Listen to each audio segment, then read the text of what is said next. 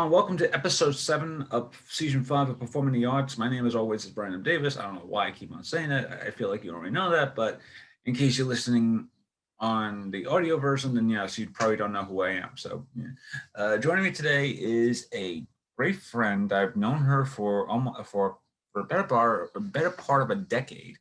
Her name is Christian Cordova. She's better known as just Dova.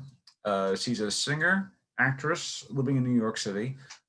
Singer, songwriter, and actress living in New York City. There we go.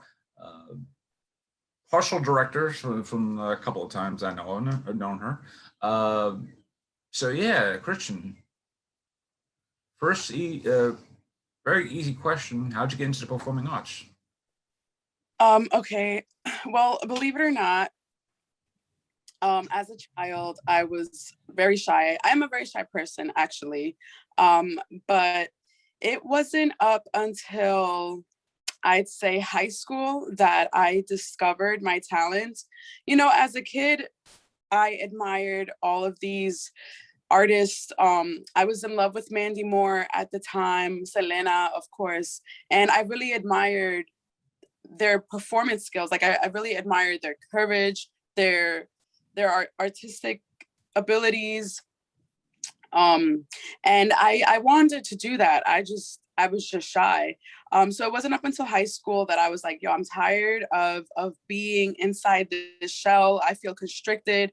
I have all these ideas and I want to bring them to life. During that time, I was living upstate in Fallsburg, New York, and I had very supportive friends.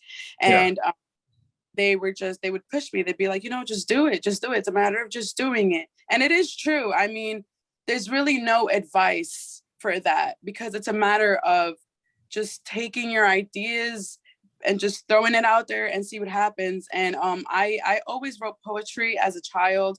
I like to draw. I was very, very expressive, a very expressive child. So when I was upstate, we started doing these poetry slams and slash open mics. So I read excerpts from my journals and put them all together, and that's what I performed as a poem. And I got reaction, like I got a lot of reaction from the crowd. Like they were laughing, they were enjoying themselves, they were listening, they were entertained, and I felt fulfilled. So I was just like, oh wow, like this isn't that bad. yeah, So then from there I kind of just kept volunteering to perform at this poetry slam slash open mic and do skits. I would just bring them to life. And then I became part of this Christmas show that they had. We did a dance skit, and that's where I discovered my skills for my talent for acting. Hmm. um, I was assigned a short scene with my scene partner, and then there was another short scene that was part of the Christmas show. And those two people, they backed out like 20 minutes, 15 minutes before the show. Really? And my scene partner were like, screw it, we're gonna take it on, we're gonna do it. We memorized those lines, we memorized that scene in such a short amount of time. And when I was on stage, it just I was just in character. It wasn't an acting school, so there wasn't much direction. It was pretty much just instinct, all instinct. And me and my partner were connected. Um, the audience, I received a lot of good feedback. They were like, oh, are you going to go into acting school? But at the time I was all about saving the animals and the Yeah. Peace Corps. So I was like, no, I want to work for ASPCA and join the Peace Corps. And then it wasn't up until I think I was like 19 years old or something. I paint as well. So that's what got me into the scene. I started showcasing my art at these art shows in Harlem, in the Bronx. Shout out to Harlem, shout out to the Bronx, and Queens, shout out to Queens, Brooklyn as well. And I met a lot of really dope people who got to know me outside of the art shows, that knew that I was acting, that knew that I was making music. Because I started making music. I think my first song I released was 2016, Yeah. post, which was a poem, and then I figured out how to turn it into a song. So Fantasy in Color is a collective that provides platforms for artists. And during that time, I met them, and they were like super supportive, and they were like, hey, like, during their open mics, there were people who didn't want to go first. So they were just like, hey, like, can you just go first, please, to just break the ice? Like, you know, you're an actor, like, you do this. So All right, fine, I'll do that. yeah, right. So kind of just like being thrown into the water and being given that opportunity and that platform, and realizing that people want to listen. There's people out there that want to listen Yeah, to me. And so that's really how I got into it all. Like, it was just all, it all played out so smoothly, seamlessly, I'd say. I'm not saying it was easy, but it was yeah, seamless. I got into the scene, and people accepted me for what I brought. Like, people yeah, accepted my poems when I was showcasing my art. People accepted my poems when I was doing my poetry on the open mics, and people accepted my music when I yeah, started performing my music. And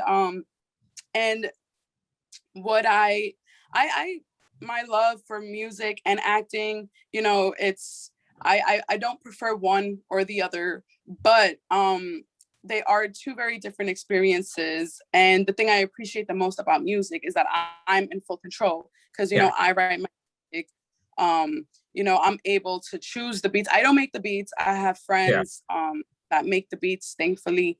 And you know, thankfully, I know engineers who like mix it up for me. You know, I could say I'm pretty lucky in that sense, that people like me, like my music enough to want to work with me, even with my music videos. Like, recently, I've had a couple of folks reach out like, hey, like, I really like this song, I want to shoot a music video for you. Which is amazing because it's been a little hard to regroup my team that I've worked with prior, yeah, a couple of years, because you know, everyone's got their own thing going on. That's the thing yeah, about artists. Like, once you start becoming more known, or you know, better at your craft, you just start creating your own projects or becoming booked for other projects. So it yeah. just um, Not only that, especially with the past year and a half or so with COVID, it's even much more of a struggle because, you know, artists that you do know, they may have already left New York or something like that because of, you know, like last year, it was like so horrible to live in New York because the amount of COVID cases that were going up. So people that you knew, especially in the arts industry, especially in entertainment, they already like skipped. Well, I wouldn't say skip town, but they already left New York just to be on the safe side. So people that you knew, you know, it's a much more harder. So if you do want to like try and reestablish yourself with these connections, it could be it's probably a lot more harder now because, you know, as you said, uh, not only things change, people change, you know, artists change a lot, but also sometimes these connections may be living abroad or maybe living in another state. So it definitely is a lot more of a hassle when you're trying to do essentially hey, I want to try I want to I'm trying to reach back to everyone, and you know, who still lives in New York, who still lives in the tri-state, at least in New York, Jersey, maybe even Connecticut. You know, is there someone who I know that lives maybe uh, 2 states away and something like that? So it definitely feels a lot more hectic now than it probably does. I mean, and again, this is just from people who I know, people who you know. It's like it definitely feels like, and yeah, it definitely feels like, you know, we're trying. You know, artists are trying their best to essentially go back to normal. And what is normal when we've been essentially inside of our homes, just acting in front of a computer for like a year and a half now? And again, I'm not, you know, dishing on that fact. It's just that, you know, it's a much more harder fact that, you know, it's like, and the sad thing is that I've been in Zoom acting things where it's like people who I've been acting with that, you know, they could be living in Texas or Virginia or something like that.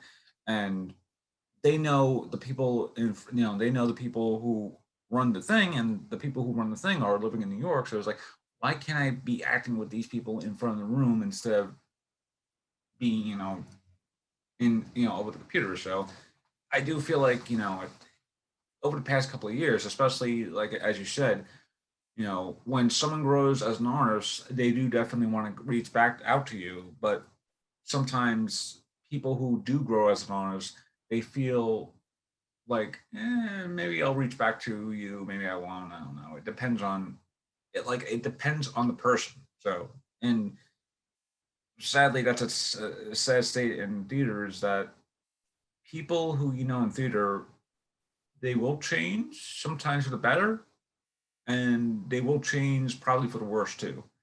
And you always have to keep an eye on the people who are changing for the better, because the people who aren't changing for the who are changing for the worse are the ones who are essentially or who are essentially toxic, and you don't want to be in that toxic background in theater, because Yeah.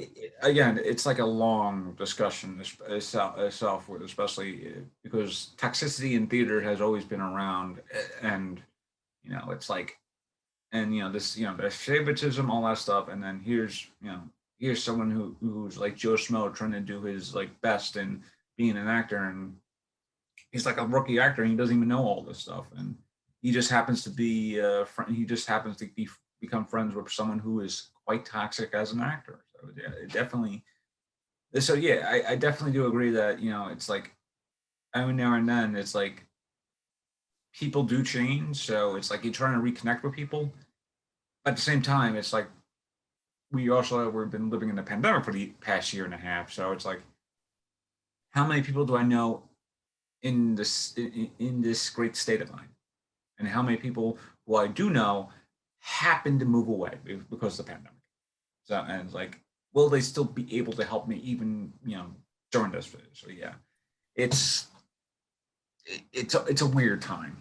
Yeah, this whole pandemic really, whew, it's Yeah, been it's really been something. I've been home for the most of it, and it's I've been on a plateau, I could say.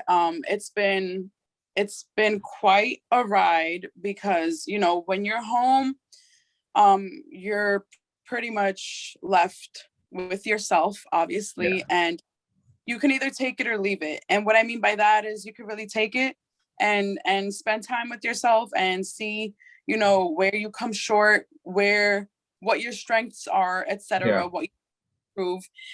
Um and or you can kind of just be home and go, yeah, it was a little bit of both, but I've definitely did a lot of introspecting yeah, and questioned really questioned what's next for me as an artist. I mean, yeah, currently I'm grateful because I do have projects going on. I'm grateful that I always have something going on. Thank God. Like yeah, even when I don't, I do. Like there's always something going on.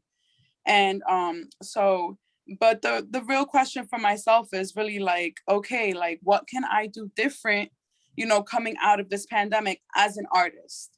Because initially that's what it is. Like, yes, as a person, yeah, which coincides, correlates, but really as an artist, because that's what I'm trying to make. That's what I'm making my self my name as. That's what I'm yeah, making a name for myself as.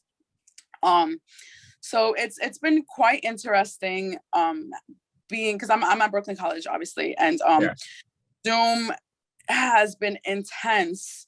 You would think that there wouldn't be the amount of intense emotions there is because it's online, but surprisingly we were able to connect.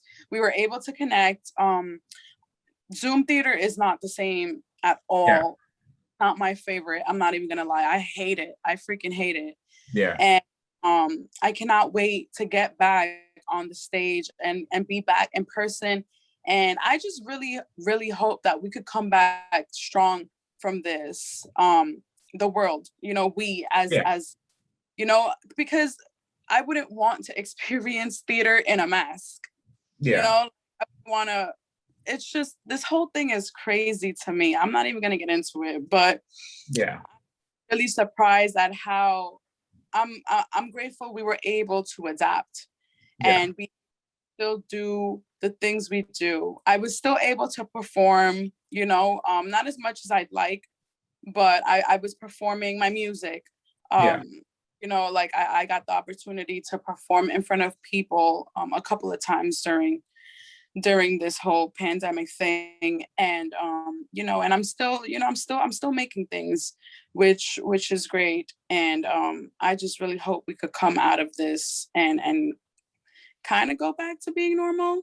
Maybe Yeah. not back normal, but just somewhat at least having theater back, interactive theater, because that's what fulfills me as a person. I need to express myself. I need to experience other people expressing Yeah. themselves, like that vulnerability and that Like, interaction. yeah, you just need to have. It's like the same thing I was talking to my previous guest, is that you need to have that uh, familiarity with people in front of you. It's like as much as I love doing Zoom theater, because it is really a good way to keep yourself occupied with your theater notion, all that stuff. And I say all that stuff like I'm not really a theater person. Anyway, uh, but yeah, it keeps me occupied with theater. It keeps me occupied with being an actor and stuff like that too. And my previous guest and I, we were talking about essentially how she, how essentially it's like she doesn't like doing self taping, and I haven't really done self taping at all because I miss being in front of people and auditioning in front of people, and it's like once you have that moment of being in front of people and showing what you could do in front of people rather than just being like a caricature of what you could do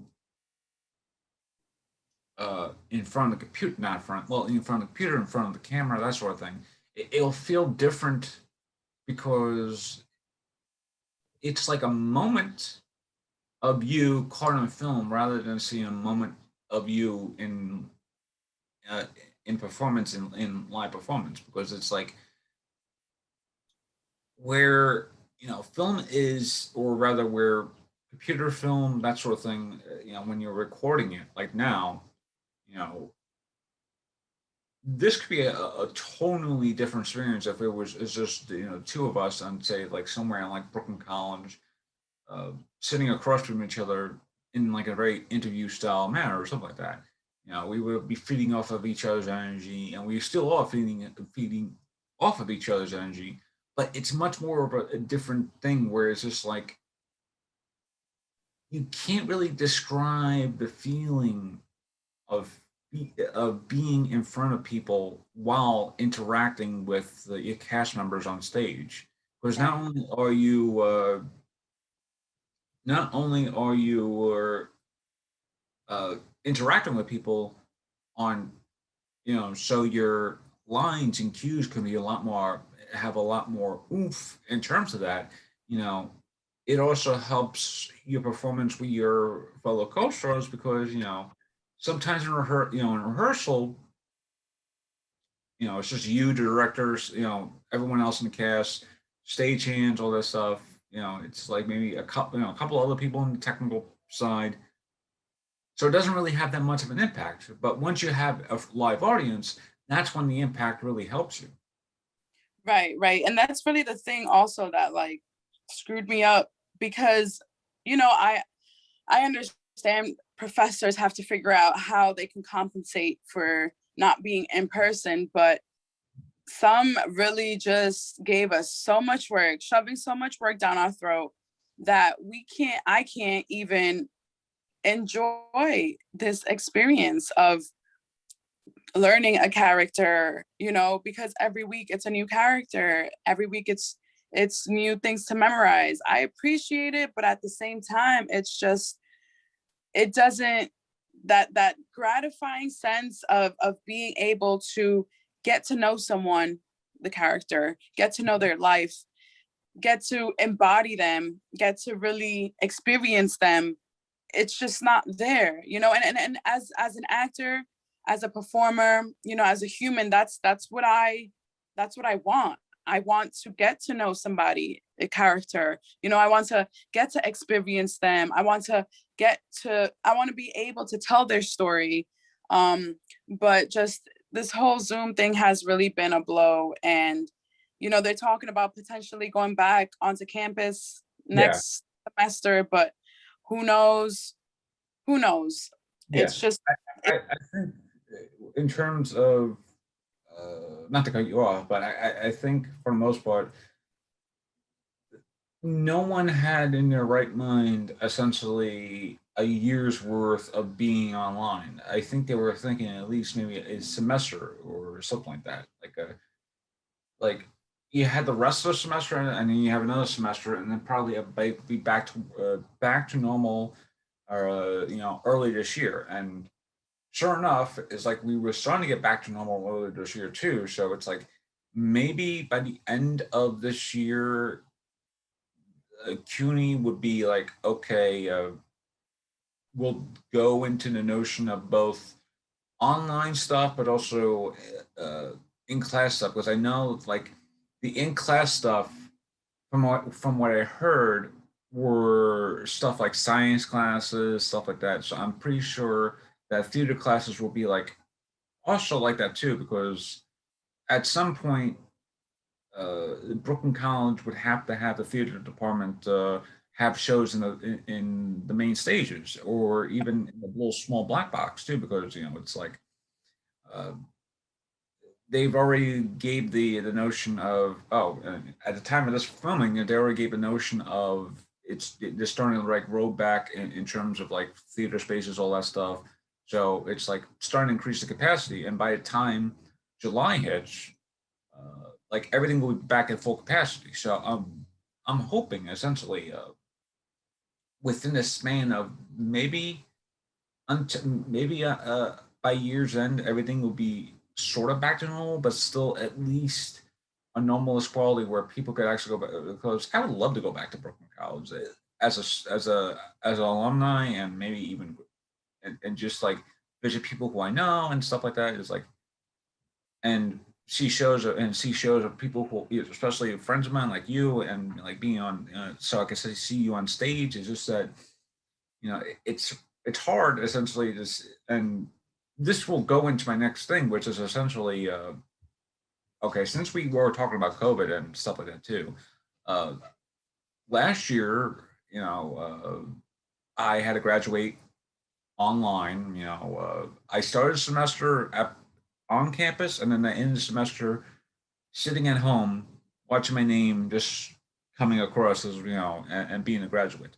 Not necessarily my not necessarily what I had planned out, but from your perspective, especially since you're a BFA actor and you're one, I would like to go into that too, being a BFA actor. But before I do that, what and you've been talking about essentially your experience with Zoom theater, especially online classes and stuff like that. From your perspective, like how hard is it still essentially hard to transition from on-site campus, that sort of thing too, where it's just like where it is now, where it's just like we're on our computer, we're on a phone, just trying to do that. Because like last year, my two theater classes, one was a practical class, so I needed to be in front of in a workshop in order to do all my projects, and two, my other class was my keystone class in order to graduate, and I needed to be with my group and everybody. But it was much more harder to be in a group setting rather than just being a it's a much more of a yeah. So yeah, from your experience, what was the mindset of essentially hang? We had essentially a couple of months on campus, and then suddenly in March, everyone go home. Yeah, I see what you're saying. As an introverted extrovert, I could say I got the best of both worlds, in the sense that yes, the whole thing freaking sucked that we had to be on Zoom, but at the same time, I was glad I didn't have to be around so many people. Yeah. But as far as your question, how I think I'll be able to transition, I think I'll be fine. You know, I adapt very easily, thankfully. And I'm looking forward to it. I am gonna miss being home, being Yeah. a comfortable introvert, you know, no pressure to hang out, no pressure to do anything, you know what I'm saying? But at the same time, I'm tired. I'm tired of COVID. Like Yeah. I'm tired of talking about it, you know, I'm tired of really like thinking that there can be possibly another year of it.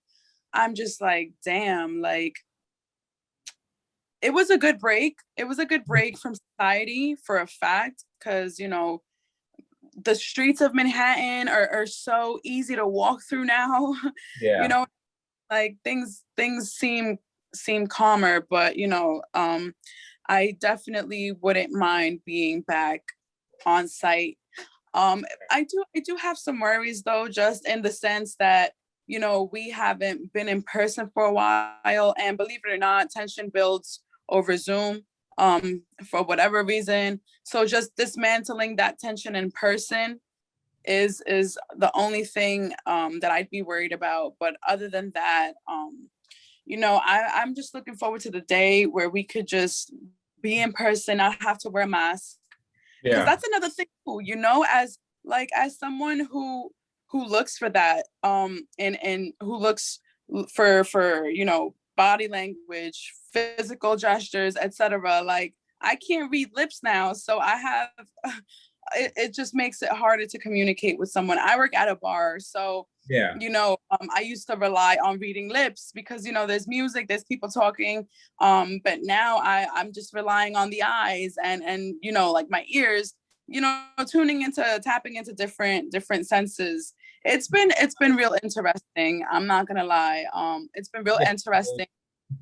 I at my previous job before I got fired, I had to do the same thing where it's like, I worked at a restaurant, so it was like, what do you want? Okay, a burger, and they'd be like, okay, I want a cheeseburger and all that stuff, and it'd be pretty clear. But at the same time, it's a lot more harder to listen to someone when they do have their mask on or something to that effect, where it's just like, and I mean, I've grown accustomed to wearing a mask, so I don't mind wearing a mask, especially on public. But if I'm in front of people and I'm acting, I would rather have a mask off and actually act in front of people rather than just being, like, oh, when the camera is off, put the mask back on, stuff like that. Oh, yeah, of course, when the camera's off and stuff like that. It's, I'm no fool and all that stuff. But, so it's like, I'd rather have the feeling of being in person, talking to people, and not having the notion of okay, it's like, "Mm." Like once I'm done, it's like "Mm, okay."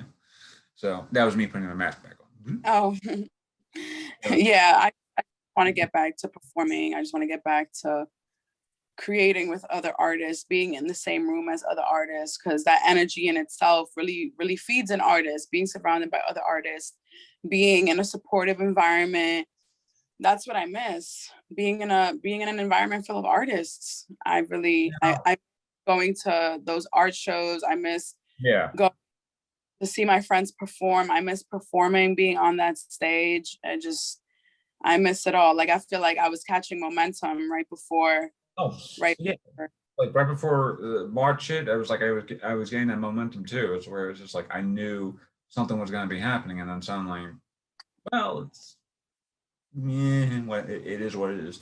But Mhm. speaking of other artists, I mentioned this before, and you are part of the BFA program at Brooklyn College, the Bachelor's of Fine Arts. That's what BFA stands for. It doesn't mean anything else, although it could be, although there are terms that it could mean a bad freaking ass or something like that. So yeah. But how did you? I've tried in the past to get in the BFA program, but it is a very hard program to actually get accepted in because one, you have to audition, and then you have to audition again, and then you have to audition once more, and it's like a very round, like a very. It's like essentially getting into a conservatory for a few years. Uh, so how did you manage to not only get into the BFA program? How did you actually like?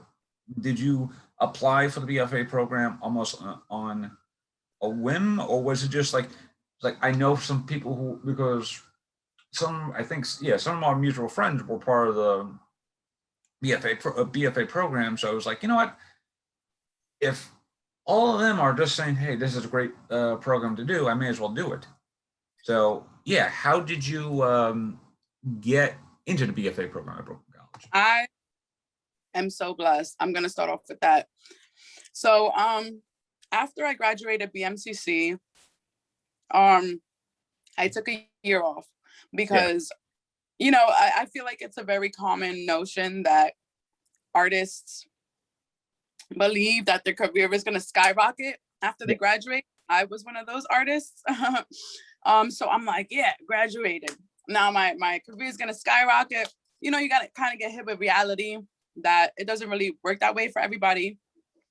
So after taking a year off, I really missed being in college. I love learning.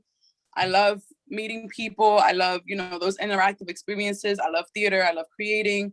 That's where, inspiration, etc. So then I'm like, you know what? I heard a lot of great things. It was either Brooklyn College or Lehman, because I had heard a lot of good things about Lehman as yeah. well. But Lehman is way out of Way, my way. way, way far. I'm like, I'm not gonna travel all the way to Lehman. So then I applied. I sent in my application right before the deadline because I had missed the first deadline. So Yeah, then I applied, and so they make you write a 5-page essay. yeah, Honestly, that was the hardest part for me. The 5-page essay. It was literally maybe a week before it was due. And I'm in my therapist's office and I'm just like, I don't know what I'm gonna write about. It's an essay about yourself, which you yeah, would think easiest, but it's really not. Um, but she helped me break it down. She was like, take it by parts, write this part first, that part, shout outs to her. She is an amazing woman. And so I got that down packed. They ask you to choose some contemporary monologues, and then you go into the audition and you perform. When I say I'm blessed, right? Because the night yeah. before I decided to celebrate. I work at a bar. There's a bar right across the street from me. So after work, I'm like, I'm gonna celebrate. I have an audition tomorrow at Brooklyn College. Let's go. Very irresponsible of me. Yeah. Because the next day I woke up, I was hungover. I couldn't find the entrance, but whatever, I made it. And I have charisma, I have a personality, Oh yeah. and that's very important in this field. And I feel like that is a plus for me when Yeah. people see that. They're already like, ooh, like we see Christian, we see Dova, what is she gonna bring? And they're excited to see what I have to offer. And also they were very impressed by the fact that I was able to recall my professors' names from BMCC, because of course they've left a major impact in my life. Yeah. Shout out to my BMCC. And then the callbacks, they just want to see how you listen in a group setting and how you interact with your group, and then it's very interesting to see the other students because there's many different types. You have the ones that will show out, you have the ones that are shy, you have the ones that are kind of in between, and that's really how my experience was. I know I'm making it sound seamless, but during the time, it is a lot of pressure. It is a lot of Yeah. pressure. My hardest part was the 5-page essay. And then, the audition, when they called me, I was just so surprised. Like, I mean, it was everything I wanted, of course, but I was just like, oh my God, like, because I had heard the same thing. I had heard it's so hard to get into the program. Mutual friends as well that tried to get into the program and they didn't get into the program. So I just want to say I'm blessed and, obviously talented if I'm in the program. So that was my experience. So yeah, the BFA program is like I remember. I'm not sure if it was Patrick who I talked to. It may have been, but I know he's an actor, and like I know he's like an actual. You know, well, of course we're all actual actors, but I know he's an actor on TV and stuff like that. And I'm not sure if it was him in the office, but I was talking to someone in the BFA office. I was like, "Hey, I was wondering about how applying, how applying works on this. Like, they gave me a sheet and all that stuff, and I was looking at the sheet and like, it's like the same thing you just told, like you said before. It's like they want like a 5-page essay or something like that. Bring your monologues, audition stuff, all that stuff, and then I think it was like one, and then I would talk to a lot of my professors, and they were like, "Well, it's if you do get part of the BFA program, it's like it's a very small chance you might get selected because it's like they only like accept, I believe, 6 students a new like every year or so, like Yeah, every 12. 12. Oh, okay, Mhm. yeah. So it's so it definitely feels like you know I hang on. I think the master's degree is like maybe 6 students a year. I'm not sure, or I may be jumbling the numbers up, but it definitely is a hard program to get into because. But from what I've seen, the BFA program has a lot of great actors and actresses and performers, and the same with the master, the MFA students too. Is like there's just something about the Brooklyn College Theater Department that has allowed me and you too to really explore not only new ground but also just explore more insights of your own acting thing. Because Yeah. a few years ago, I was at Hunter College, and I really didn't like the experience at Hunter College because Hunter College, one, very elitist school, to be, no, a very elitist school, especially if you aren't, you know, from the Upper East Side or something like that. But when you're part of the theater program there, it definitely feels like it's much more of an elitist thing where it's just like Mm. people will be mindful about how you act and stuff like that too. So even if you're still struggling, like even with me when I was struggling there, they really didn't think about, hey, this, they never really thought it was like, hey, you might have not passed your audition phase, but we would like to have you on to be as a behind the scenes thing. So that way, over the course of a production or show, you might get experience of what to do and all that stuff. But they never actually gave me. And I don't feel like they never actually gave those opportunities. They were always looking for the best of the best, or or in in in almost most of the cases, it was always favoritism. It's like we're just doing this audition just to do formalities. I already know who I'm picking. My best friend Cody, or something like that, or my fresh, my best friend Jill is coming from Long Island, so she's definitely gonna be getting a part, that sort of thing. So it's like, it definitely feels like they sometimes, but it definitely feels like something to that effect, especially the 2 semesters I was there. But at Brooklyn College, I didn't feel like at all like stressed to be there. I felt like I was actually, felt like I was part of the family, and I do feel like I am still part of the family because I know great people still in that program, not only in your BFA program, but also BFA students in the past, MFA students from the past, BA students that I graduated with, technical theater. Shout out to the technical theater too, because we do amazing work. Because if you're doing a show and you happen to know how well this show is, like how well is this set, and that was part of the reason. So yeah, shout out to Luca Redman and others who probably hopefully watching this. But yeah, to be, Yeah. but yeah, but I could understand why you said you were blessed because Brooklyn College, as I said, it's a great place to understand your worth as an actor or actress or performer. Yes, it's very intensive. It's a very intensive program. I'm not gonna lie. Um, they are very supportive though. Yeah. and which is something I appreciate. They do leave a space for us to express ourselves and, you know, express our concerns, and they do find ways to accommodate. um it is a very, very acting focused program, which is different from my experience at BMCC, because BMCC, Yeah. we were experience a little bit of everything. Here at Brooklyn College, we still have to do the practicums. Yeah. But yeah, it's a good program, I must say. It's about, I'm 2 years in, which is crazy. I have one Yeah. year left this semester, which is crazy. Because I'm just like, wow, like time flies.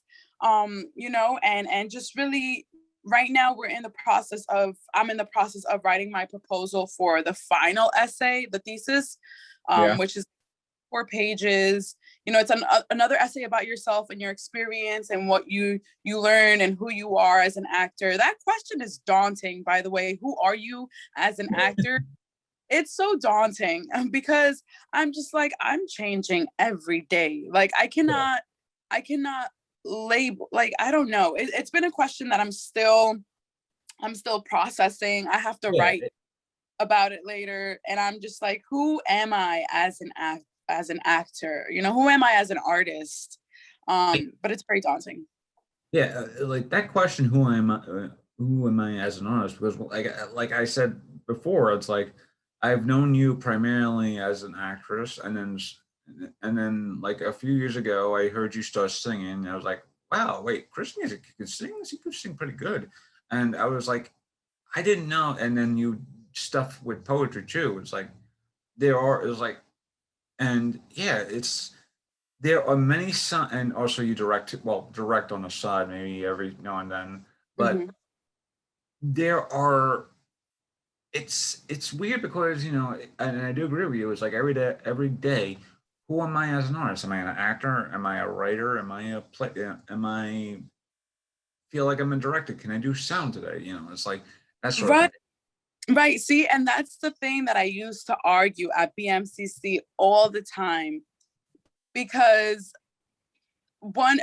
okay, so like a piece of advice that, some of the professors would give me would be like, hey, I understand you enjoy all these outlets. I understand, you do what you do. Um, but you should just focus on one thing and Yeah, master one. But it wasn't up until this one professor, Daphne Secret. She was like, Christian, I didn't know how much how much of an artist you are up until I saw your social medias, because she only knew me as an actress in college, yeah, and then found each other on social media, and she was just like, wow, like, she's like, no, she's like, you're not meant to be boxed in. She's like, you do what you want, you do all yeah, these things, they all correlate: music, yeah, sound, design, directing, acting. If you're an actor that goes into directing, you already have an upper hand, as because you started off as an actor, you learned those skills, and now when you go into directing, you understand actors, and now you're a director. So it's just yeah, all things correlate. Same thing with writing poetry. Writing poetry turned into writing music, turned into writing some scripts. You know what yeah, I'm saying? And then it's like it all music, you have music on stage, everything correlates and can coexist. So I will not limit myself to one thing, because if I do, I'm miserable. Like, yeah. so it's just like I need all of that. I need all of these outlets. Because of me being that way, I'm able to direct. I'm able to put together my own music videos, because obviously, like, it's everything's on a low budget, but Yeah. I'm grateful that I have the skills to be able to put things together and create things, and that's also something that I'm very happy with myself, that I And, have the and put you're things always out. working. Sorry, and you're always working with talented people too, especially behind the camera. Yes, thank God. You know what I'm saying? Like, I'm just so grateful, because every time somebody comes up to me and they're like, hey, you've been doing this for a while, like, what advice do you have pertaining Yeah, to music? Because that's what I put on social media. Like, people don't really know I'm acting unless they they've been in college with me, or my close friends, etc. Because I don't put that side of me out on social media. Not that I have anything to say, but I just, anyway, so they'll ask me like, hey, your music, you've been doing it for a while, what advice do you have? My only advice is do what you want to do. Don't, and put it out there, because first of all, people are going to have something to say regardless.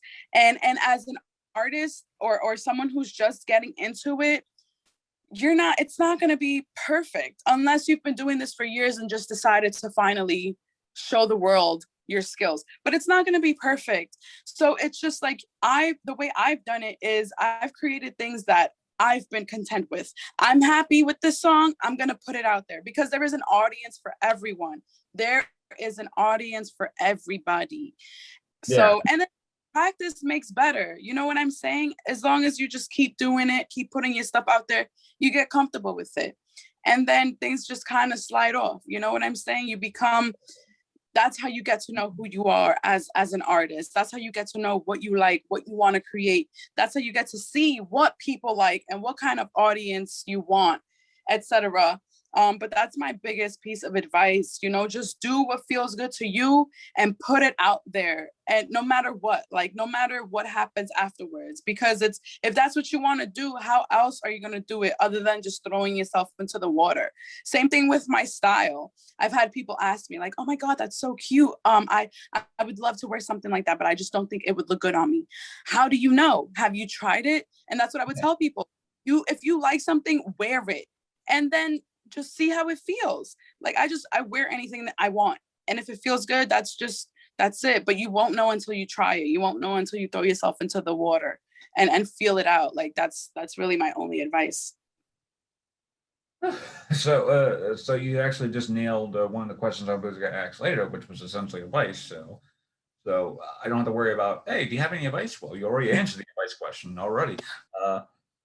I think I do have another good question before we wrap up, and which is again about the music. Now, you mentioned that you performed in front of people, especially during COVID and stuff like that too.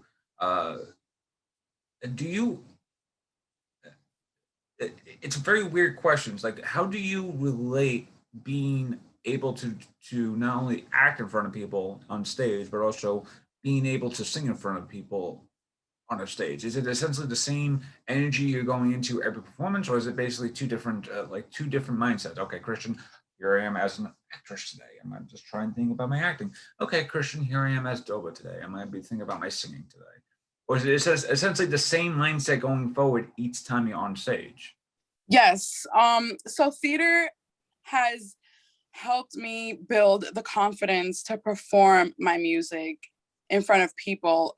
It's the same, it's within the same area, but the difference is that like when you're acting, you're assigned a character. There's rehearsal, there's directing, versus when you're out there performing as an independent artist, you have to create all that for yourself. So yes, I have to create that notion of, okay, Dova, I'm not Christian right now, because if I think of myself as Christian, I'm going to crumble in fear and stage fright. But if I think of myself as Dova, okay, I'm Dova. Nobody here knows me. They know Dova. They're just going to I give them. That's how I'm able to perform. I still get nervous. I'm not going to lie. But I just take little things that I've learned from theater, like don't look people straight in the eye, like look above their head, and then I just always imagine a large crowd, because it helps me with space. Like if I acknowledge the actual crowd that's in the room, I feel enclosed, I get nervous. So I just create a setting for me, like create just a bigger crowd. I just tell myself, they came here to see you. They came here to take in whatever you give, which is pretty much just like acting. It is just like acting, really, because people come to the show to see you, to see what you're going to give them. And whether they have a preconception of what's going to go down, like it's just, what's that suspension? There's a term. Suspense of disbelief. Yeah. There we go. That's suspense of disbelief. That. So I get nervous, but it's thrilling, because you never know who you're inspiring at that moment. And I think about that too. I'm just like, I don't care if one person walks out of here like, oh my God, who is Dova? I want to listen to her music. Like, and full of hundreds, thousands of people, if one person can walk out with something that day, I am grateful. I'm just grateful. Just the fact that I have a platform where people listen to me. And performing through the pandemic, I performed beginning of the pandemic.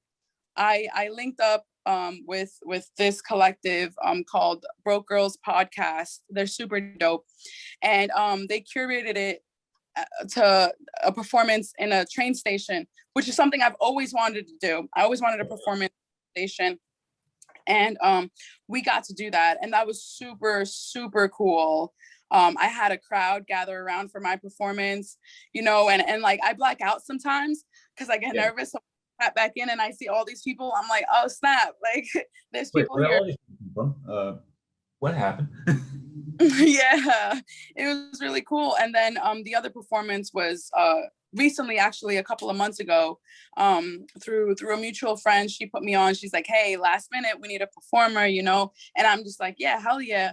And the thing is that people are open. Like if you're pulling up to theater, and if you're pulling up to a concert, if you're pulling up to an open mic, I'm just gonna assume you're coming here with an open mind, because why else would you be here? Like I'm just, and that's what I have to tell myself. And that whether it's true or not, whatever, like that's what I tell myself, because that's what helps me overcome that stage fright, overcome Christian, Dova's the one that's out there, just like when acting the character, Aunt Esther is out there. It's not Christian right now. It's Aunt Esther. Whatever Aunt Esther brings to the table, they won't know. They won't know because they don't know Aunt. They're meeting Aunt Esther today for the first time. That's the same thing with Dova. Whatever I bring to the table, in my mind, I could be like, oh shit, I fucked up. They won't know. They're gonna come after me and be like, yo, that was so cool. I wasn't expecting that. In my mind, I'm like, really? Like, So it's really, it correlates. Theater has definitely helped me create that foundation for myself and that confidence to be able to put myself out there, to put my music out there, to put my other skills out there. So I love theater for that. I love my professors at BMCC, Lori Key, Daphne Secret, Papa Cheese, Diane Dowling, who else? My professors here now at Brooklyn College. It really helps. That for me, school has helped me. It has been a place where I've been able to meet other people, where I've been able to express myself and explore myself as well. Like if it wasn't for BMCC and their support and my ensemble, my friends too, not just the professors, like I made some real dope friends that were very supportive. If it wasn't for that, I wouldn't have the confidence to be where I'm at today. And I wouldn't have the confidence to keep pushing, because it's not easy. It's hard. It is. I'm not going to lie. Like, I do have a question, because it actually just popped up into my mind. Is like, I was actually going to ask you about being an independent artist, but if you had the choice maybe of choosing a public college, like CUNY and stuff like that, or a conservatory, like a 2-year conservatory, like a Stella Adler School, or the Actor Studio, or something like that, would you still choose the college thing over, or would you use the conservatory route, where you're kind of like built up essentially from the ground up again? Well, hang on, especially if you could like rewind, with the knowledge now, if you could rewind time, essentially, would you still go to college, or would you just go to the conservatory route? There we go. Brooklyn College is conservatory style, like, so the experiences are very different. I would say that at BMCC, I had more room to be flexible and explore and be able to focus and be able to dive into other things versus Brooklyn College conservatory style, which is strictly focused on acting, hardcore, you know, like memorizing things almost every week. It's harder. It's not fun. Yeah. But I wouldn't trade it. I've got to experience both. And you know, I believe that at the end of this all, it's all gonna help me be where I want to be. You know, it's all gonna help me experience, gain this knowledge, you know, if that makes any sense. I wouldn't choose one or the other. They're both very different. I do miss the flexibility of BMCC and you know, being able to explore my creativity versus just, you know, but you know, it is what it is. Yeah, I definitely would have gone to BMCC as a fresh student rather than a transferee because I feel like if I had just gone as a transferee, I mean, with the knowledge I know now, me as a student at BMCC as a transfer student, it really didn't enjoy. I really didn't have the notion of being able to be taught under a lot of great teachers because it was like, okay, all the stuff you had already known from Kingsborough. So here's the stuff that you already know. So you don't have to worry about acting one, acting two, all that stuff. So it kind of like, you know, intro to acting, all that stuff. And it's like all the stuff that I know now, it's like if I had gotten the chance, I would definitely have gone back to BMCC as a fresh student, as a fresh student rather than just as a transfer, and then go straight into Brooklyn College just right after. Well, not like right after, but like how you said before.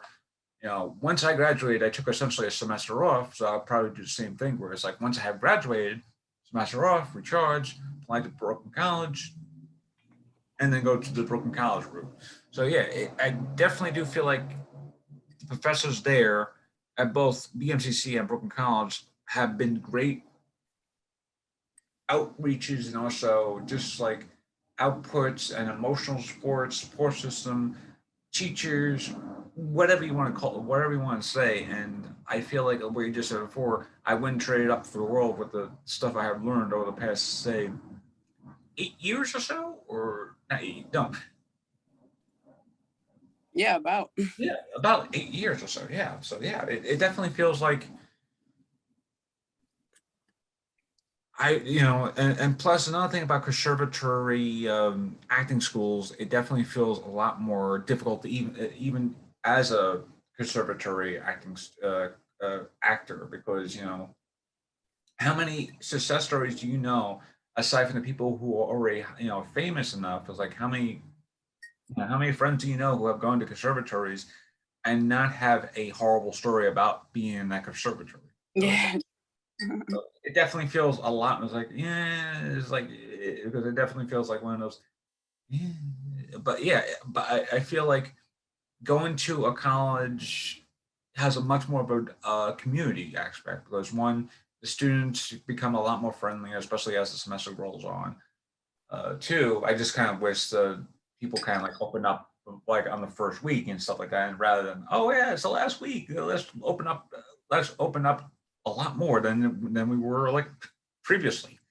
So it definitely feels like it definitely feels like without the notion of everything else, this is yeah, you kind of figure what I'm trying to say. It's Yeah. basically college is good, depending on the college. But yeah, back to my original question before we had got it in a sidetrack off of the stuff is like, would you have rather, all that stuff. I do have one last question before I go into my last questions. It's like my last question before my other last questions. You mentioned being an independent artist. Uh, Being an independent artist, especially a musician in New York City, or at least in New York, you know, what is this? Because I've talked to other independent artists on the show. I talked to Deb Stein. I talked to Grandmaster Shogun. I talked to 64-bit Wanderer, who isn't in New York City, but he is a New York, kind of like has placement in New York, and and stuff like that too. Uh, what has been, and also leave a scar too. What has been essentially, I don't want to say like the hardest part, but what has been like the ground mentality of being an independent artist in New York? Because you not only are producing your own music, and you're producing with your own music with your own team, uh, you're writing your own songs. How it's like, what is your mentality into going to the same thing? Okay, I would say the hardest part, honestly, would just be the marketing side of it. When you're an independent artist, some independent artists have their team, but in my case, I'm still working on solidifying a team. And for me, the hardest part has been the marketing aspect because I've been putting myself out there and stuff, but there is always a lot more you can do. And now we live in an age where if you don't have a certain number of following or a certain, not just on Instagram, but like, or on SoundCloud, because I share my music on SoundCloud. Like if you don't Yeah. have a certain number of listeners, sometimes people will not listen. So that's initially been the hardest part for me, which is just like the self-marketing, self-putting myself out there, and then just, acknowledging that I have to have a certain following for people to listen, Yeah. which is frustrating when you don't have that following, which is great when you do have that following. So that's really, so far, thankfully, that's been the only hard part. Oh, the only other hard part is that sometimes people, predominantly male men, want to use, they say they want to work with you, but they don't really want to work with you. Yeah. They're not really interested in working with you. They're interested in other things. But that's a whole nother topic. But as far as everything else, thankfully it's been smooth for me. I cannot complain. I've been able to perform in places that I've always wanted to perform at, like SOBs. I got that off my bucket list. There's still a lot of places that I want to perform, but that's just really the hardest part. Like I want to be on Color Studios, I want to be on Tiny Desk, but again, if you don't have a certain following, like they're kind of look over you. But you know what? It's just a matter of time, and it's just a matter of continuously putting myself out there, continuously putting out content, because that's major right now. Like visual content is what people really look for as well. And that has helped me a lot, actually. That has helped me connect with some real dope people, real dope artists that are like, yo, I like your content, I like your style, I think you have potential, let's work. But I'm trying to, right now, I want to transfer from potential to all, you know what I'm saying? Like, I definitely understand what you're saying. yeah, like, so I'm trying to figure out how I can do that. Like, what can I do right now to make noise? Because I say, as a female, many people are like, you're a female, like, you could use your sexuality, sex sells, this and that. Granted, I get it. But at the end of the day, I want my music and my artistry and my art to speak for me. You know what I'm saying? Like, I don't want, I mean, if it comes, okay, great. Regardless, I think I'll get sexualized, but that's not how I want to put myself out there. You know what I'm saying? Like, I want to listen to my lyrics and be like, oh shit, like I could relate, like, oh snap, I like what she's writing, like, oh snap, listen to more of her writing, because the people that have inspired me in my life, that's what got me into music. Like, being young and listening to all these rappers, I mean, being like, oh my God, like, where do they come up with these things? Like, like they're writing. And that's the impression I want to leave on people. I want my artistry to speak for myself. I want my art to speak volumes, and I have to figure out how I can do that in a world so big, but yet so small. You know what I'm saying? It's really, there's so many like gray areas, so many ins and outs, so many little like pockets and stuff, but I'm still trying to figure it out. Also, being an introverted extrovert is hard, because it's like, people think I'm extrovert. I can be. I'm very outgoing. I'm a social butterfly, sometimes, but sometimes I won't talk to somebody unless they talk to me, Yeah. and when it comes to networking, like, you have to be the one to put yourself out there and be like, hey, what's up? Like, I don't know. It's too much sometimes, but it comes along with this. So that's where I'm at right now.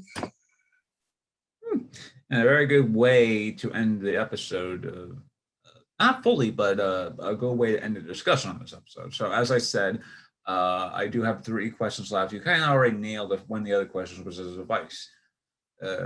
But do you have any other advice that, unless it's basically the same advice before, do you have advice to those who are still watching or listening, and they are essentially emerging artists, whereas like they don't know where they're going firsthand? Sometimes artists stop when they don't see money coming in. My advice for that is, if you love this, if this is your passion, do not drop it because there's no money coming in yet. Yeah. I've had friends who, like photography, but they won't dedicate their time, and that's what they want to do, but they won't dedicate their time to that because it doesn't pay their bills. Thank God, I've been able to manage where I could pay my rent, I could go to school, and I could still create. I don't know how. Don't ask me how, but that's why I say I'm blessed. I'm blessed. Like, yeah. And there's been so many times where I'm just like, damn it. Like, I could have taken that job and I could have been making bank. You know what I'm saying? But that job it's not a job. Like, they tell you it's a job, but they want you to treat it like a career. They want you to drop everything. They want you to be there hours. I cannot do that. It will kill my soul. I cannot put my music and stuff to the side just because I'm not making the amount of money, or I'm not, famous, etc. Things come. So that's my advice. Like, just because you're not making money off of it yet, don't drop it. Also, when you're putting yourself out there as an artist, people are going to talk, they're going to criticize, and that's not all there is out there. Some people are very positive and empowering, but there's the other side to the coin. People are super, people that do not make music will tell you how to make your music. And you got to let that slide. You got to let that roll off. I'm not saying it's not going to get to you. If it gets to you, fine. There's been things that have gotten to me, but I will never stop doing what I do because somebody tells me I suck. I do not care. I do not care. You think if I cared, I would be putting myself out here like that? No, because I'm very aware that I'm still exploring. I'm still figuring out my sound. I'm still figuring out what works for me, what doesn't. That's the whole point. Like, there is no rule book to this. Like, there's no rule book to this. You figure it. Well, every artist is individual. You know what I'm saying? Just like a human. When you're born, you don't know how to walk. You learn how to walk. You learn how to talk. You learn how to eat. You learn how to use your fingers. You learn how things work out. That's the same thing when it comes to art, music, but like, being that the question is about music, that's the same thing about music. Thankfully, I was writing poetry as a child, grew up writing poetry. That was my outlet, journaling, everything. Then I wanted to have a voice, create my voice, create a platform for myself because I feel I have something to offer. And then I just kept going. You know how many people told me how I should write my music, oh, you should have done this. Oh, I don't like this. I don't care. I don't care. I'm going to figure out what works for me. I'm going to figure out a way to make money off of this shit. It's going to come. It's going to come. Why? Because it's the only thing I want to do. It's the only thing I can do. It's the only thing I believe I'm pretty good at. When someone starts, sorry to interrupt you, but when someone starts to critique your work, you're on the right path because they don't like how your work is being handled. They kind of like want a different sound or something like that. So you're on the right path when people are like, I like this song, but I couldn't done it without the trumpets. And you're like, people seem to not like the trumpets. Keep in mind that. I'd be like, right. And the funny thing is that that's how it will start off. To be like, yeah, I don't like this. And then a couple of months later, they're like, yo, this song's fire, blah, blah, blah. I'm like, yo, that's funny. Because when I first showed you this song, you were like, I could do without. And then now you're like, oh my God, this song is fire. So it's also about momentum. It's like, people won't fuck with you until people start fucking with you. You know what I'm saying? So yeah. today my song will be shit. Tomorrow everyone's gonna be loving it because that's my experience. That's what's happened. So I am not phased. I am really not phased because, like I said, at the end of the day, I want to do this. Just like my clothes. If I want to wear it, I'm gonna wear it. And if I go outside and someone's like, yo, I don't like his socks, I don't like his shirt, I don't care. I wore it because I wanted to wear it. Just like my music. I did this because I wanted to do it, because it felt good for me, because I sat there and I cried right after listening to this song. Like, oh my God, I don't, things like that. Like, that's really, it's your experience.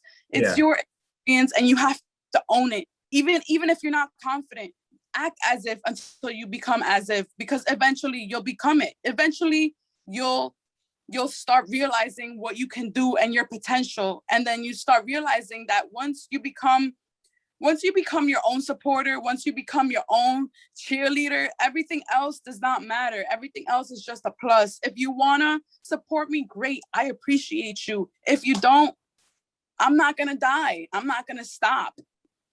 There's people out there who listen to me, and a shout out to y'all, and I'm grateful. Like I said, I could be in a room full of thousands of people. If one person walks out with something after my show, I'm blessed. I did my job. I'm grateful. I'm really grateful because I have the platform. I have the skills. I have the confidence. I have the energy. I have a dream. You know what I'm saying?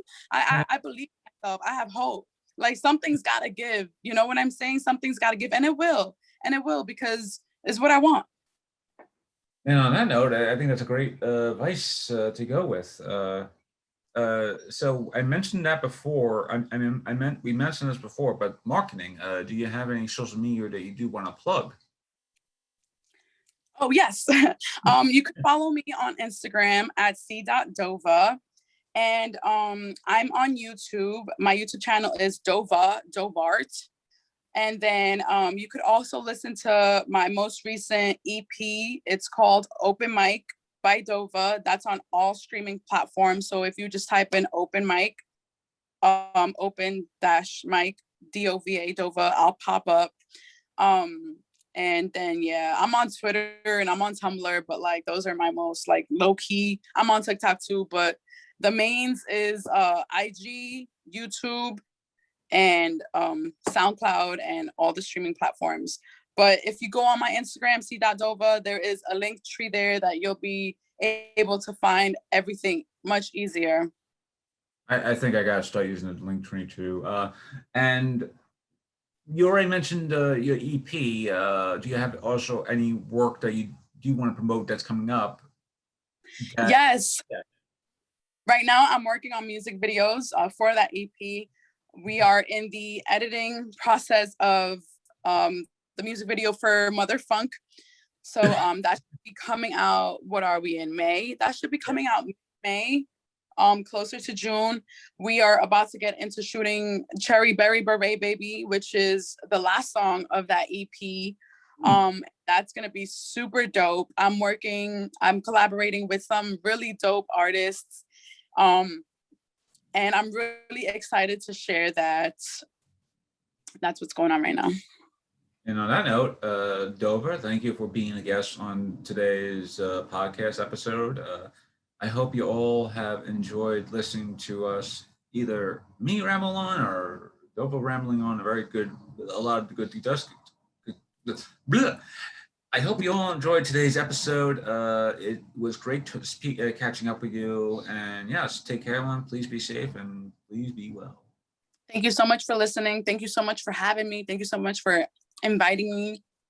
I appreciate what you're doing, allowing this platform for us artists to come here and share. So thank you so much.